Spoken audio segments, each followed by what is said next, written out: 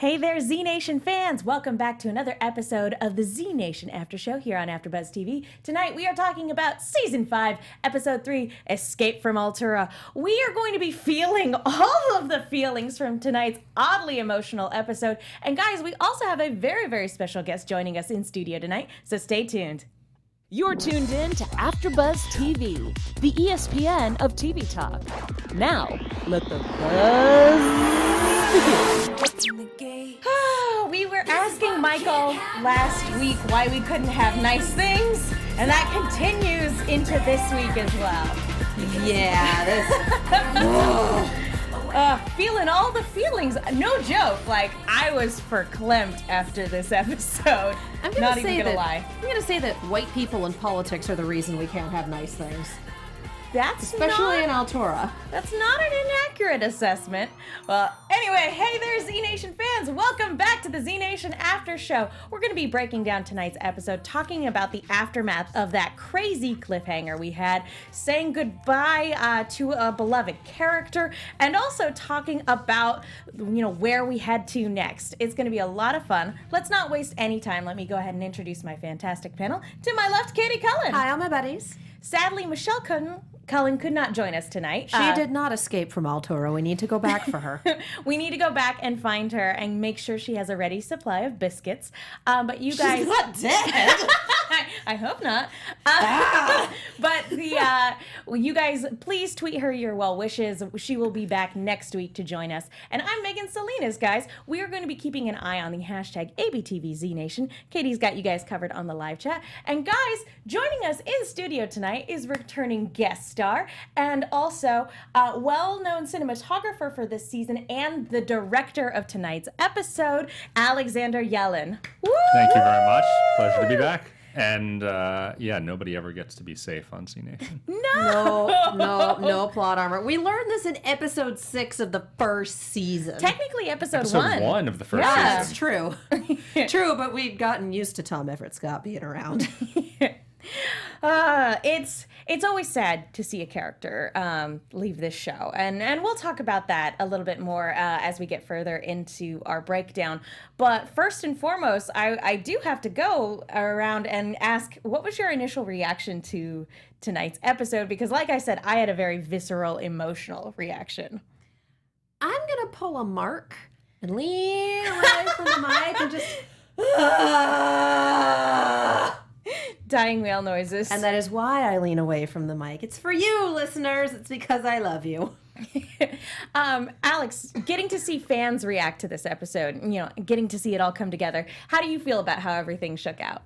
I mean, so the first thing I'll say is we who make the show have probably a slightly twisted You don't say. view of killing off characters. No, I mean if fans give a big reaction, then we did something right. And there's something, very special for us about sending off characters. And I've been fairly privileged in that I've gotten to send off a couple. I got to send off Henry Rollins and Lucy last season, and that was one of my favorite things I've ever gotten to direct on this show was the death of Lucy. So I think we take an immense deal of pride in crafting, really strong death scenes. And that goes all the way back to Hammond and to Tom Everett Scott and Mac, which is one of my favorite deaths we've ever done on this show. Yeah, that one was beautiful. A rough one. Yeah, it was hard to get through, but it was beautiful. Beautiful. And that's the thing. It's like you want people to have beautiful deaths. The fan reaction definitely says we did our job on this one. So, it was certainly emotionally effective. That's for sure. How about you? What was your reaction? Go back to the sound of Katie screaming into the void. That was my heart for sure. I feel like I should just screen cap our text log and be like, "Yep, nope, this is what happened." Oh yeah, after I watched the episode, I was immediately texting Katie in all caps. Yeah. I was like, did they do that? Yeah. I was so shocked. But yeah, something kind of great about this show is that when characters are killed off, it never feels cheap. It never feels like it's done solely for shock value, like a lot of other shows do. Nobody disappears under a dumpster for half a season. Fun aside, by the way, from the last week's episode, did you notice that in the flashback, Warren and George post up against a dumpster? No. Was that where Warren jumped over Georgia to protect her? Like when they crouched not down? from the grenade. When she pulls George away, they kill a couple of zombies and they run and they take cover behind a dumpster, and she gets attacked when George has her first kill. Oh, okay, yeah. That's up against a dumpster, and that was very deliberate. But they didn't check under it to see if there were any survivors under that. So if the media has taught me anything, it's that in the event of a zombie apocalypse, run to your nearest dumpster. Find a dumpster. I love that. Before we dig too deeply into tonight's episode, we have a quick announcement for you guys. We do.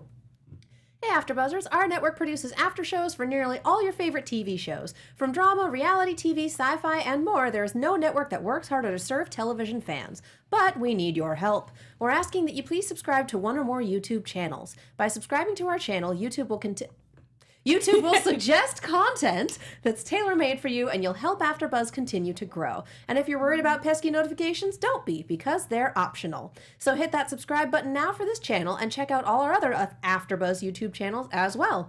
Let us know you did so in the comments, and we'll thank you on air. For now, thanks for being the best fans and for helping us be the ESPN of TV talk.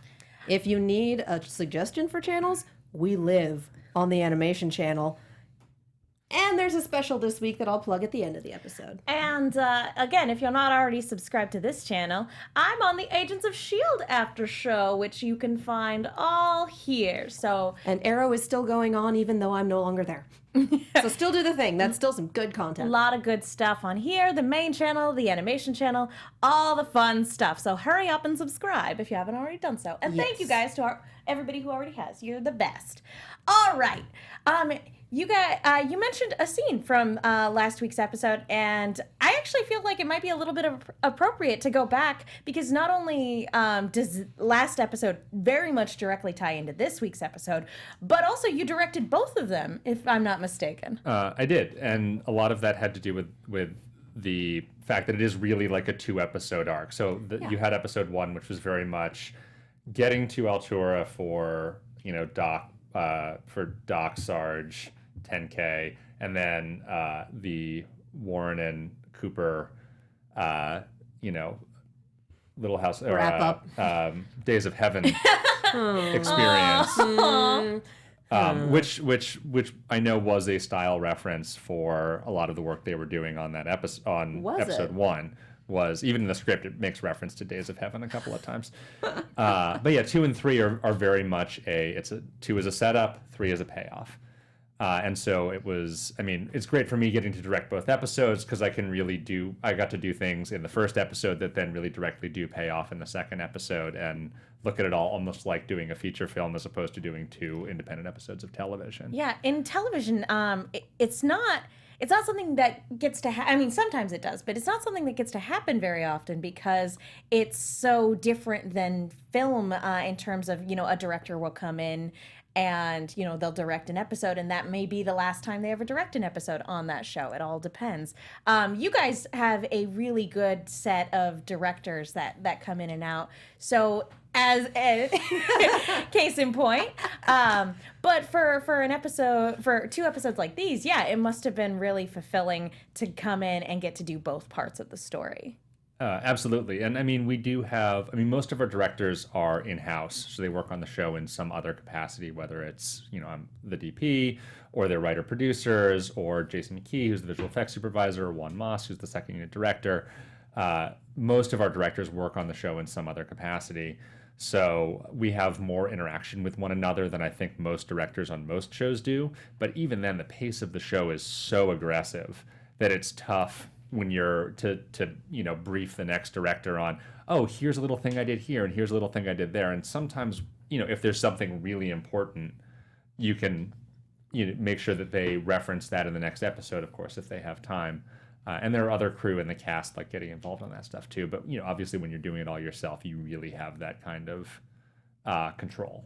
Yeah, and if the next director was working on the previous episode in some capacity, they were there for at least part of it, and they get where it's going. So it makes sense. I always get a kick out of whenever cinematographers get to do directing spots on this show, because there's definitely everybody, of course, every director brings in something special, but whenever a cinematographer gets to do it, you can kind of tell. And something I really appreciated in terms of the through line between the last episode and this one was the visuals of the immediate aftermath of that explosion. And I wanted to ask a little bit about sort of creating that very chaotic atmosphere. So that was an idea I had right from the beginning. Interestingly, in the script, the 2 had ended not with the actual boom, Really? but with Warren standing up and yelling for George. And in the edit, we cut it off right on the bang, and that sort of like tinnitus whine that takes you out, that then leads you in, that again the exact same tone leads you into the next episode. Again, in the script, the episode 3 started with Warren searching around the rubble for George, but working with Carl, I painted the picture of, and I think it was like an eighth of it was like one line in the script that was like, chaos, pandemonium, dying, the dead and dying everywhere. This was a Dan Merchant script, you guys have had him on the show before, right? Or have you not? I don't know that we have. He is. I'm having a moment. Go ahead. Well, if not, you should. He's an engaging and entertaining person to speak to for sure. So if you guys can convince him to come down here, you should. He's directing the Limbo episode. Ooh. Also, there's a Limbo episode. Yes, so we will get to find out what happens at Limbo. I appreciate that for a tease. So yes, the Murphy Wesson thing will continue. So this was his episode, and I mean, I really connected with the script right away. I was like, I want to draw this eighth of a page out and really paint this tableau of just death and destruction as all these little quick chaotic sequences. And there are a couple of different movies that come to mind. And I also loved some things we did, even going back to like 202, the white light where Mac died. These like flash cut sequences that we did when the characters are close to death, and they're sort of edited with these little flash frames and exposure spikes up and down, and like close-ups of eyes and hands on throats and blood, pools of blood and things like that. And it just really, the sense of like nobody really knows what's going on. All you know is that there's chaos and suffering and death, and this is bad, and we don't know who's alive and who's dead. I do really appreciate that. Even throughout all of this, we had little moments of comedy. Citizen Z trying to take the table leg out of someone and then realizing that they were still alive. Oh God! You're still. Stay right there. Like he has another option. I will never tire of this series' use of silhouette shots. Yes.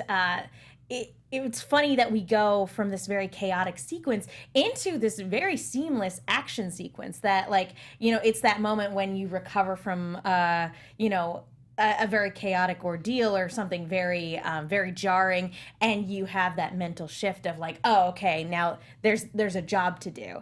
And I think that shift for me was actually my favorite moment of the episode, was just seeing George silhouetted in the dust, getting ready to fight.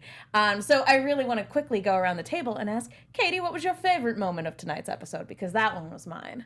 Oh, you throw that on me. Oh. Nope, I need a minute. You go. Well, it's tough to pick a favorite. I think since you brought up the silhouette work, that certainly the fight and then the aftermath when George finishes giving we call him the drunk delegate, Leroy, a biscuit, and then she walks over to join Warren at the podium. There's the wide shot of the hall, and they're standing in front of these big windows in silhouette. That's absolutely my favorite frame of the episode. But I gotta say, the grenade going off. Oh, my heart. That shot, we were covering it from 3 angles, and we can come back to that later, but that moment was just, that execution was just so good. Yeah, I have a lot of feelings on that particular scene, but it was beautifully shot. And yeah, the effects work was fantastic. So I can't, we'll dig into it in a little bit. Katie, did you decide on a favorite moment? I kind of like the rednecks. More They to were the point, I fun. kind of liked leaving them nude in the desert because they're awful humans. They were a lot of fun. But also in terms of just small moments, back to that opening battle with Doc just swinging both of his hammers. For me, that was the click over into, okay, now we're going to fight. Right, every time Doc winds up with a weapon, you know it's about to be a good fight. Yeah, because he's got hardware weaponry. It's always a wrench or a screwdriver or a hammer or something that came out of the toolbox, and I love it. Seeing Doc dual wield hammers and flip them both around. I need that as a GIF. It looks just absolutely fantastic. Just fight me. Right, and Russell, I mean, he hates guns. He had a gun very briefly in season 2 and hated every minute of it. I think throwing the gun was his favorite moment of that entire season. But getting, the hammers are certainly a pain in the butt for him to wear when he's not using them. But when he gets to pull them out and twirl them, he loves that. It's yes. It's insanely satisfying to watch. But amidst once the chaos dies down, something that we come to sort of figure out is that Dante was seen leaving right before the explosion went off. And we, of course, being the audience and having that particular perspective, we know that he probably didn't have anything to do with it, and that in fact the evil woman with the mask, who straight up said she was aroused by the fact of people turning on one another, and who was later clearly stuck her tongue in a guy's ear. Ugh. Which by the way was not directed. That was what? So Lydia and Jack worked that out ahead of time, and Lydia just came and was like, "Hey, I'm gonna do something. Will you go with me on it?" Oh my God. When I said, "Does Jack know?" She's like, "Yeah, he's cool. Whatever it is you're gonna do." I was like, "Okay." And sure enough, she just goes and just sticks her tongue in his ear, and I think everybody watching, everybody on the monitor was just like.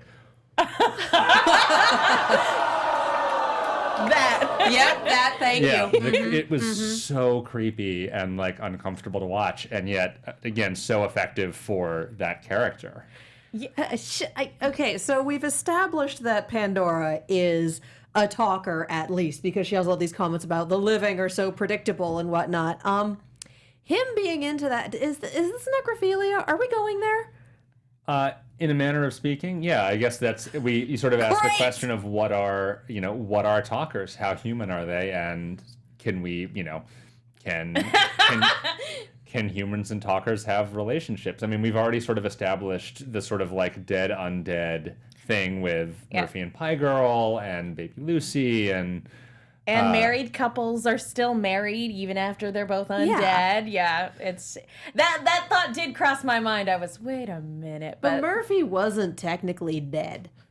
He was king of the zombies and had some weird stuff going on, but he was still he is alive. technically dead. That was a whole story point. That was a plot point in at the end of season 3. Okay. I should probably save it for predictions, but what if Pandora's not a talker? What if she's a blend? And that's the purpose of the mask, is to hide a bite mark on her cheek. I mean, possibly, but the way that she's covered and the fact that she's covered down to the second knuckle of her fingers and she's showing almost no exposed skin except for fingertips and half her face makes me think that her death was pretty horrific. It could be. I think that mask is going to come off at some point and we are going to get some amazingly gruesome makeup. It is a terrifying visual, for sure. Yeah. I will tell you, she wears the mask and the latex for a reason. I'm pretty sure she's dead in a horrifying way. Potentially rotting. Potentially that's what keeps her together. I do want to talk to you a little bit about directing.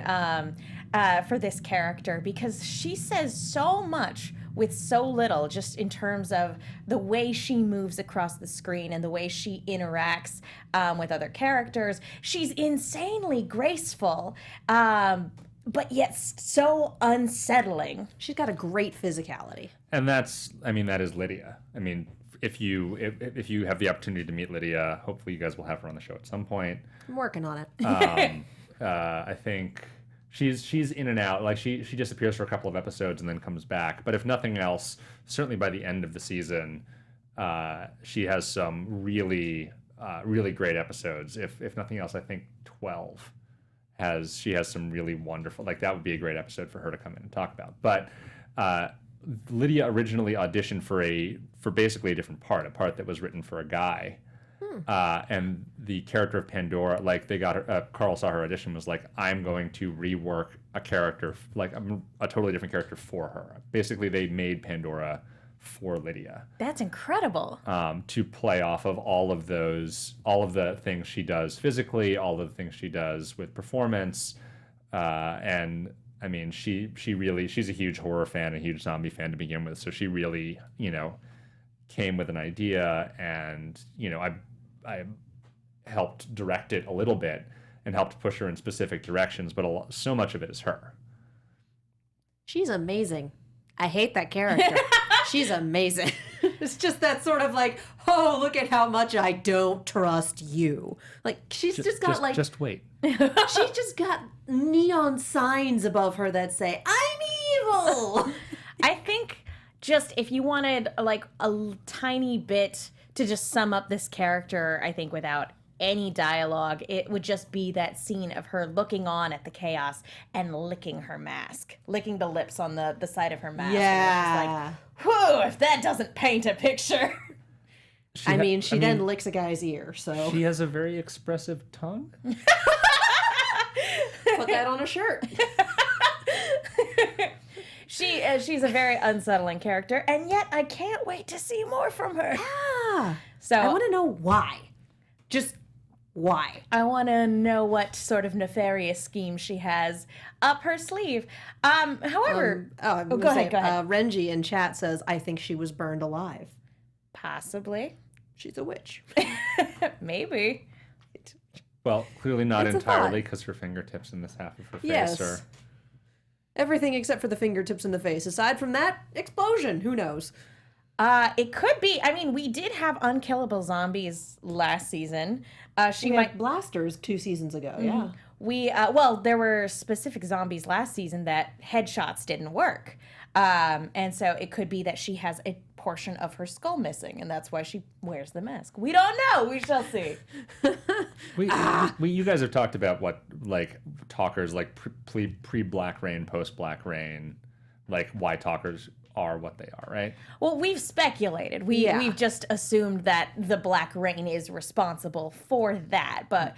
in terms of the how and the why, we can only guess. That is the... Sure, and frankly, we don't know either. That's part of the mystery is, what was the Black Rain actually? And even that's one thing that Sunmay is working on, is trying to figure out what was in the Black Rain, why are talkers still conscious? Hashtag Z Nation Science. How exactly was this Hashtag meant to Z be Nation Science. how is it exactly that this was meant to be the reset? Yeah.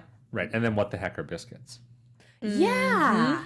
Where did they That's a come thing from? that worries me because it's, we don't have a supply. Who are you getting them from? Who's the manufacturer? Why does Dante seem to be the only one carrying a consistent supply? Like, you don't ever put all of your supplies with one person, as we've discovered, because when something happens to that one person, you are up a creek without a biscuit. Well, speaking of Dante, Dante. we do see him a little bit in this episode. We see him making his escape. With Murphy on the back of the truck, which I don't think Dante knew he was there. He absolutely didn't.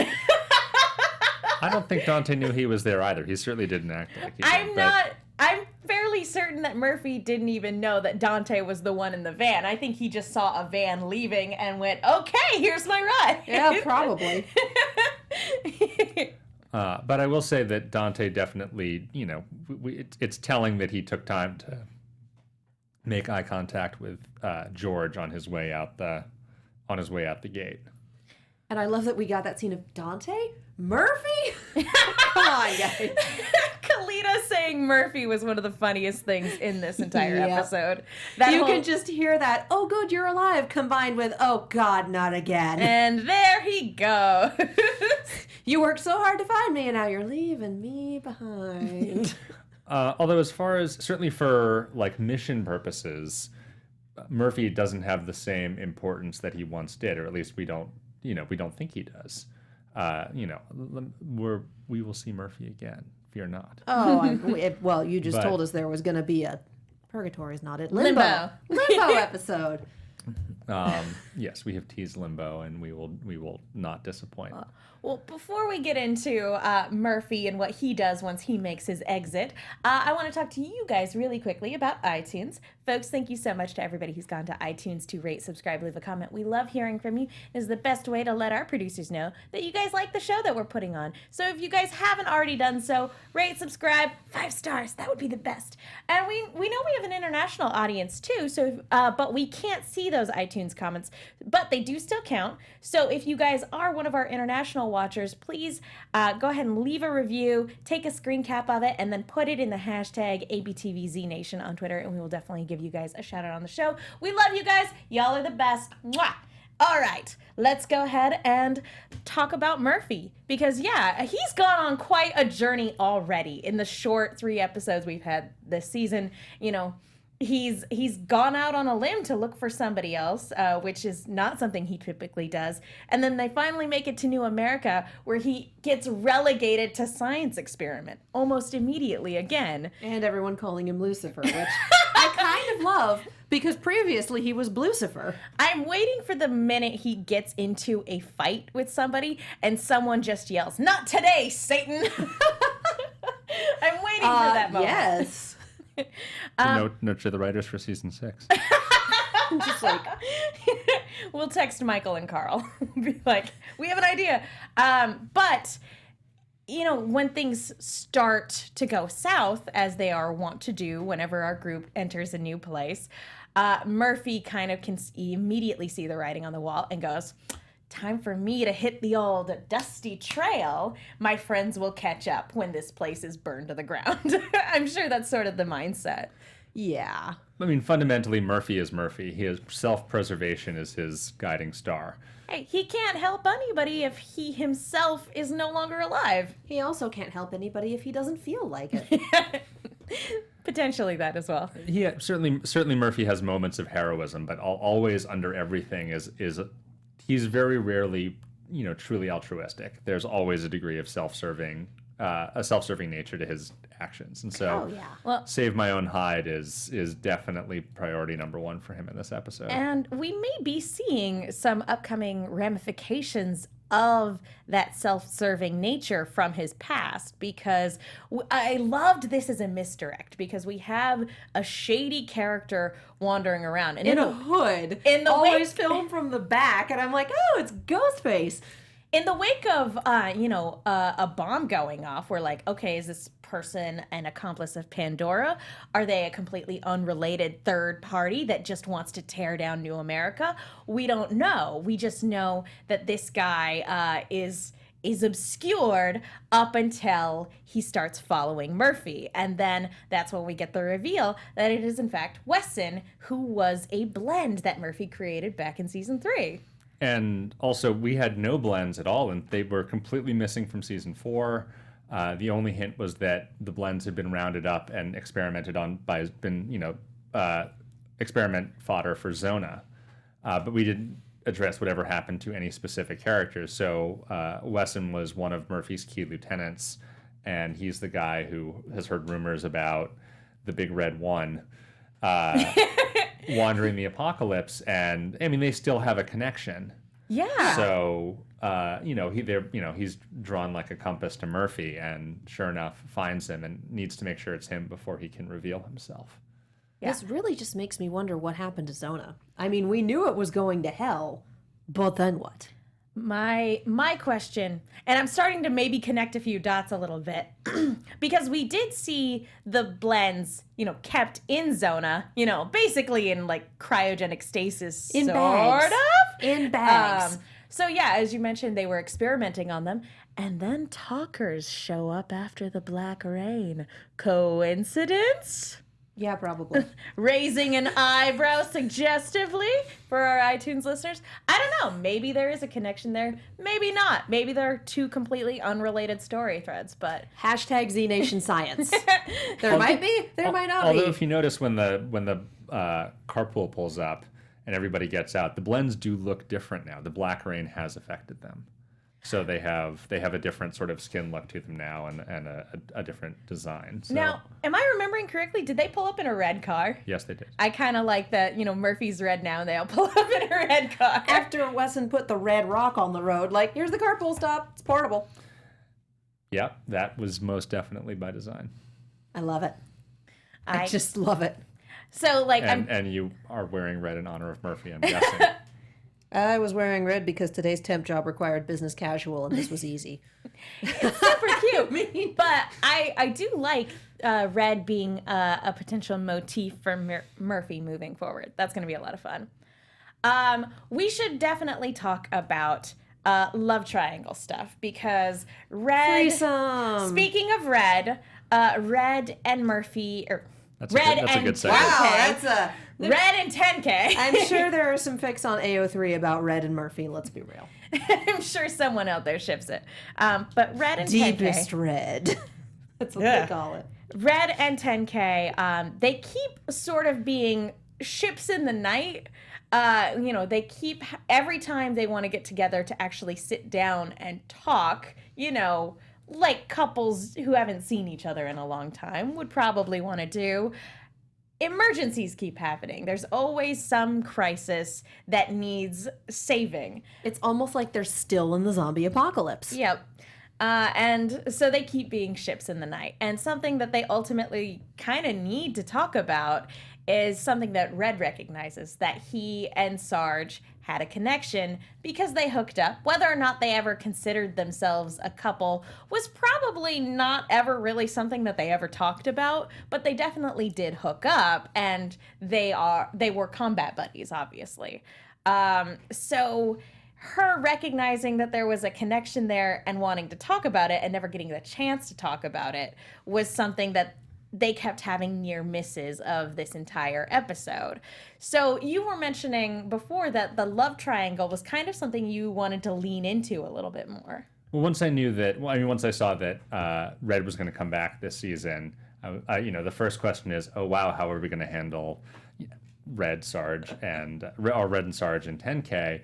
And does he get put in a position where he has to make a choice? And strangely enough, he doesn't. But that's the stuff that teen drama is built on is awkward romantic situations and love triangles. But we don't even get a full episode of it. It's squashed before it ever gets going. And I'm sure many people were probably expecting us to explore that a little more, but instead we throw the classic Z Nation curveball and kill off one corner of the triangle. Remember, I'm just disappointed that nobody ever goes for a threesome. It's a valid solution, and no one considers it. Come on, guys. I kind of thought it was going to be leaning that way, considering how sensitive Red was being about Sarge and her feelings and wanting to make sure that she was okay and everything like that. But something I'm just kind of like looking back on and kind of smiling about was like, remember the days when 10K couldn't even talk to a girl? And now he's like trying to juggle two girlfriends. Remember that this guy was raised in the woods by his survivalist father, whom he had to put down when he turned. Like, he's come a long way. He's been very well adjusted, all things considered. Yeah, he nearly died. He was made into a slave against his will. He also nearly died again. And he keeps losing people that he falls in love with, but he's fine. And losing body parts. Yeah. Yeah, I was, in terms of sort of shocking things in this episode, 10K losing a hand was definitely not ever anything I saw in the cards in any capacity. So that was a shocking moment, especially because that whole sequence was drawn out and done in slow-mo. And it sounds like you guys had a lot of fun, too, in the sound design department. Oh, big time. And that's, the two big areas of sound design focus in this episode were the very beginning with the chaos, and then with Sarge's death and 10K losing his hand. That sequence was an entire day. So that was, I mean, Wow. we talk about how tight the schedules are, but the death of Sarge and 10K losing his hand, even though it's only a couple minutes of screen time, was an entire day of the episode. So clearly that was a section that we cared a lot about, and really it needed a lot of time, a lot of coverage, and we really focused on the performance. There were prosthetics with practical blood tubes and a hand that separated, and it was a deal. And then of course the blood cannon for Sarge dying, which, by the way, I didn't know that they had put a head in there. They didn't tell me that. So when the blood cannon goes off and a head goes flying, that was a practical head. That's not a CG head. Oh man! And then when it lands and hits the ground, again, that was just chance. I thought that looked real. I was like, is that? That's our circle take. That's our circle take. There was only one take. Well, there you go. Then that is the circle take. And the camera that tilts and follows it, that was the Peter Green, the DP of that episode, who is Stellar job. yeah, really, really good operating on that, just managing to time and follow that explosion perfectly. Did he know about the head? He did not know about the head either. Oh man! I mean, way to adjust. I feel like you need to tell your cinematographers this stuff. Well, you don't know what's going to happen when an explosion goes off. This is true. That was a sneaky bonus from the effects team. But since you were talking about sound, yeah, the dropping out of sound for those moments after 10K's hand gets cut off, and then the sort of submarine sound design when we come into the final act and Red and Sun Mei are talking about him, and he's just completely in shock. He's not even hearing them. It's like, Yeah, it's underwater. Yeah, it does very much sound underwater, or like it's underwater, or like it's muffled, or like he's hearing them through a door. I love that so much. It's very well done. And it's true. That's the thing we actually discovered in the editing room, and it totally changed the dynamic of the scene and made it work really effectively. The other thing I'll throw out, because it again, we talk about sort of like tying things back to earlier things that were set up, was because I got to do Mueller's death in season 3. The music that plays when Sarge dies is a reworking of the same musical cue from when she has to kill Lieutenant Mueller. I just got goosebumps. Man. I would love to actually now sit down and watch those two scenes back to back and listen for it now that I know it's there. And those are really the only times, in both episodes, those are really the only times we go into slow-mo. Because certainly slow-mo has a lot of different uses in Z Nation. Different directors employ it differently. There's a little bit when the van is escaping when Dante's escaping, and you see him in slow-mo and Murphy in slow-mo. But for the most part, the episode plays at entirely normal speed until you get to 10K losing his hand and Sarge dying. And by the same token, in season 4, episode 3, the whole episode plays at normal speed until you get to Sarge having to shoot Mueller. Wow, that's an excellent parallel. I'm kind of sitting here going like, but did 10K even need to lose his hand? Because We had that comment from Renji a little further up about, isn't he immune? And But Red don't know that. Yeah, the answer is, you want to take that chance? Well, here's the thing. This is the real tragedy of it, and this is me 100% speculating. The real tragedy of it is that if he was immune, that was never something that Red knew. He was, And so she made a split-second decision in an attempt to save his life. So she might have just maimed him completely unnecessarily. But she had no way of knowing. The answer to the question are, one, really we don't know. We do know that he was at one point immune to zombies, and then Sun Mei injected him with her serum, and they killed him and brought him back at the end of season 3.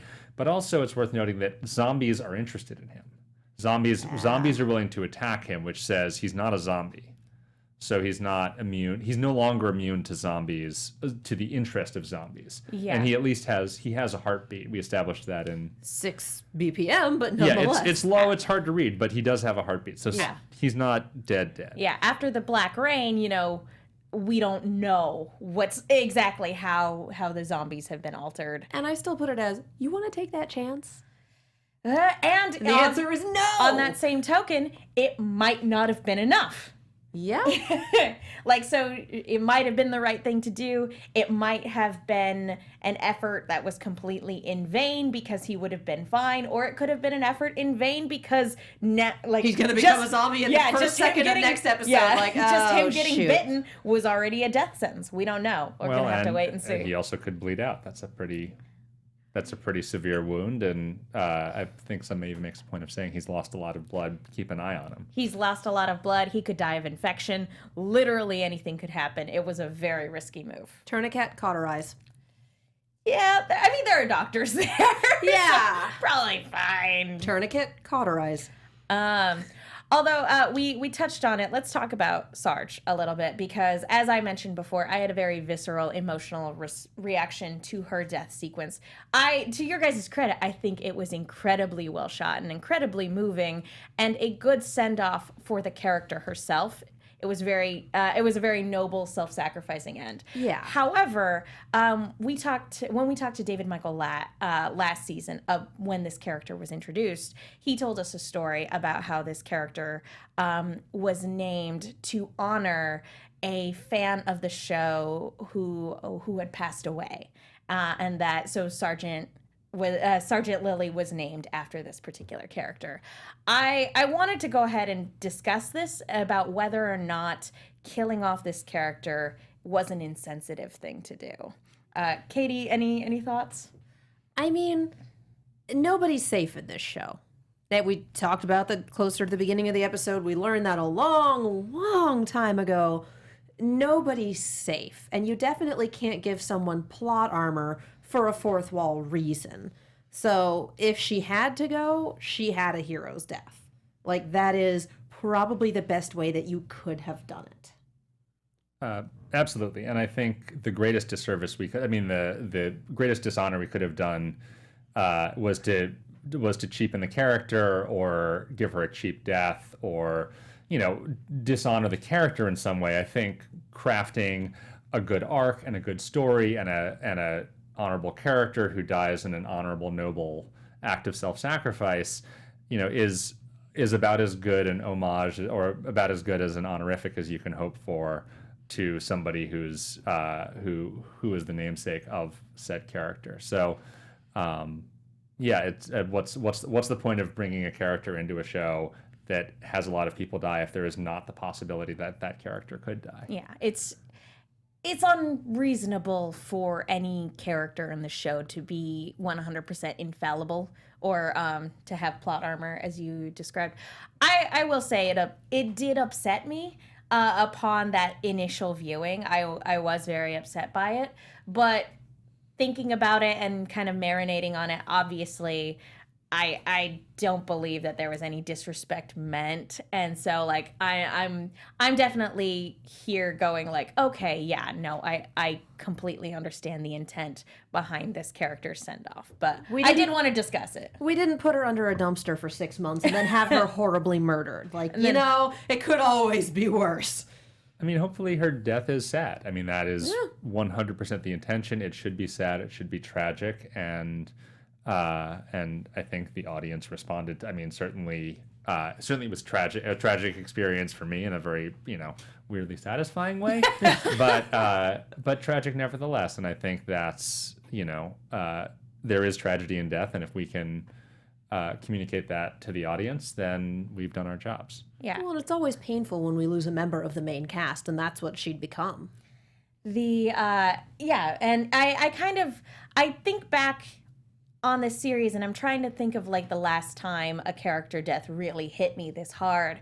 Lucy's was a tough one to sit through, but I think the last time I was hit this hard with a character death was Mac, actually, because it was done in very sort of similar fashion in terms of slowing everything down and the musical choices, and so that for me was definitely I'm trying to again, the last time I was this emotionally responsive to a character death, because when this show kills off characters, it doesn't do it willy-nilly when they're a part of the team. It doesn't do it just solely for shock value. There's always an intent behind it.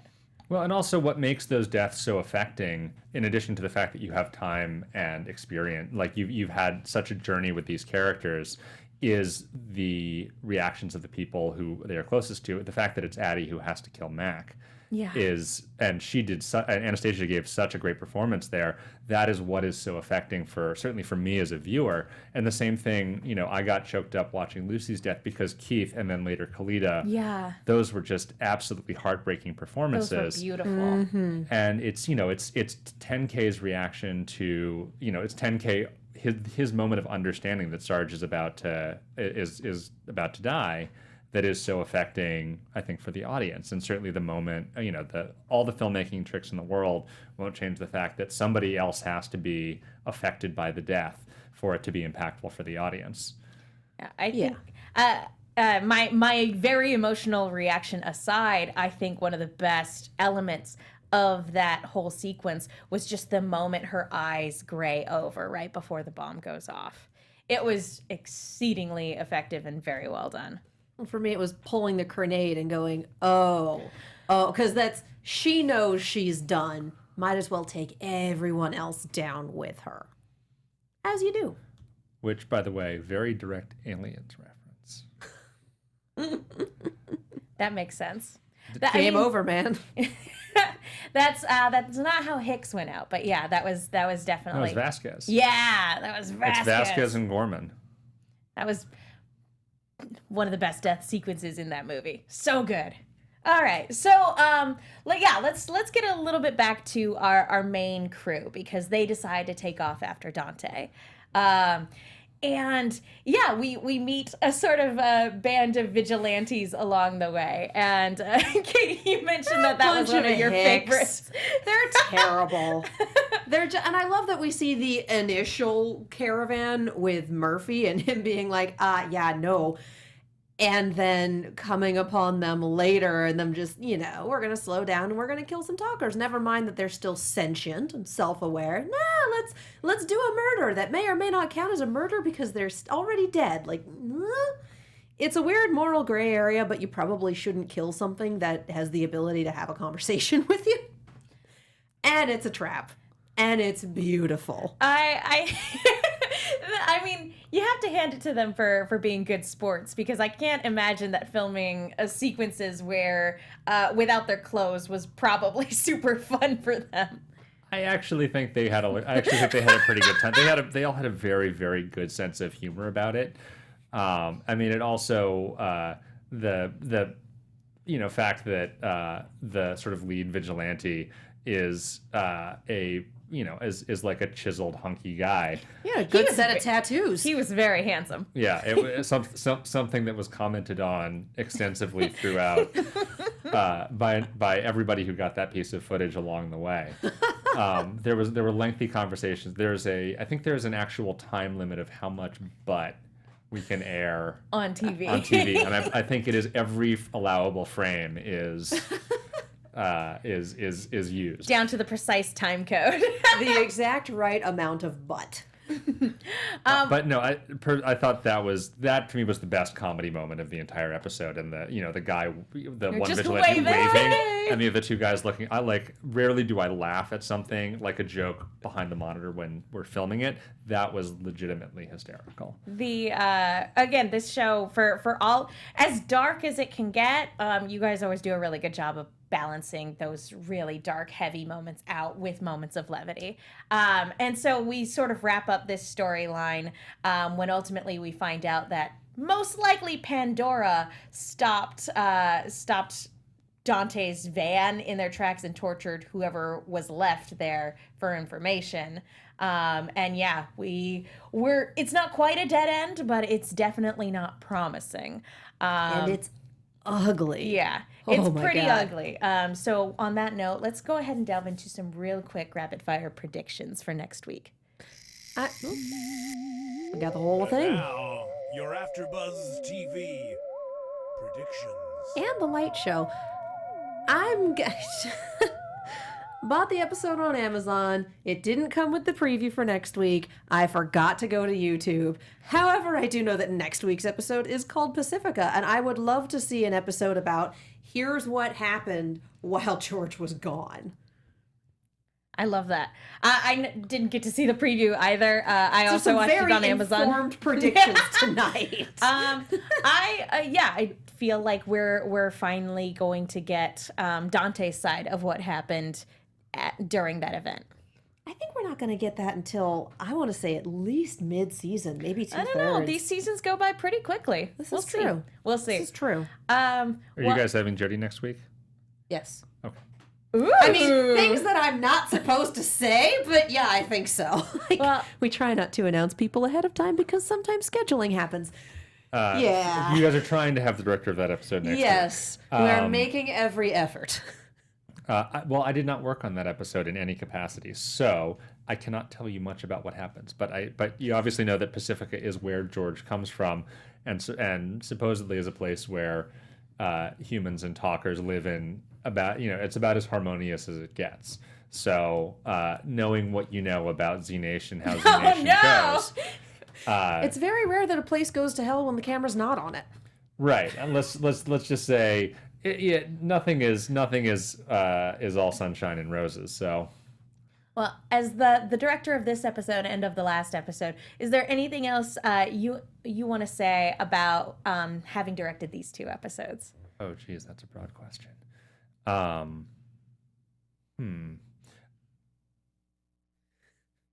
think that might be. I do really well with specific things, really broad things. How about that little book-themed Easter egg you told us about earlier? Let's cap off with that. Fair enough. So in the fight sequence in the Congress Hall in the beginning, when George reaches down to pick up a book to bludgeon a zombie to death with, the book in question, if you manage to freeze frame it, is Dante's Inferno. For some reason, I thought it was a Bible.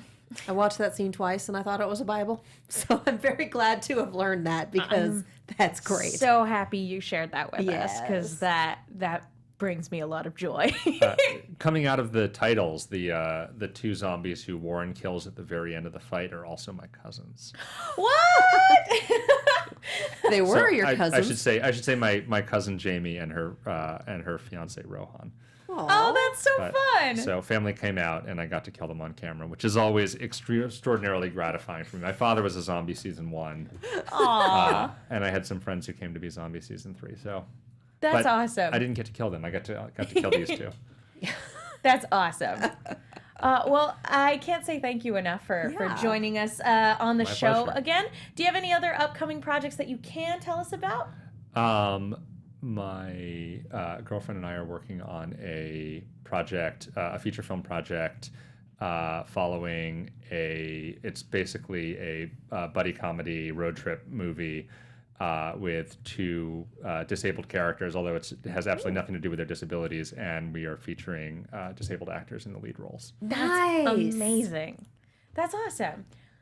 Well, where can people go if they want to keep up with you and hear more about this project? So that project is called Daruma. You can check it out at darumamovie.com, and you can follow me on Instagram at dp_Yellen.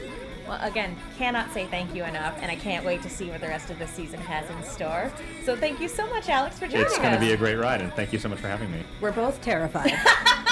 As you should be. Yay!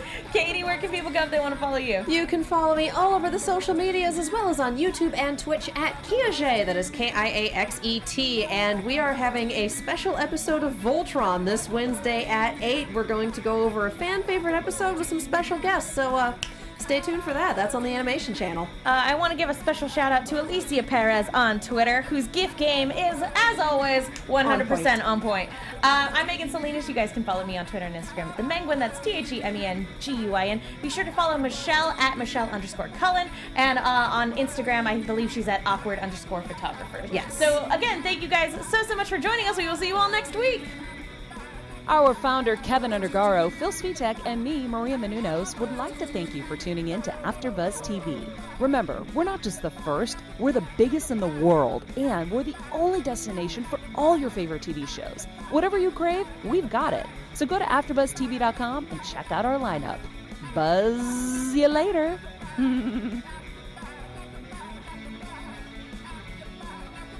From executive producers Maria Menounos, Kevin Undergaro, Phil Svitek, and the entire AfterBuzz TV staff, we would like to thank you for listening to the AfterBuzz TV network. To The views watch or expressed listen herein are to those of the our hosts only and do not necessarily reflect the views of AfterBuzz TV or its owners or principals.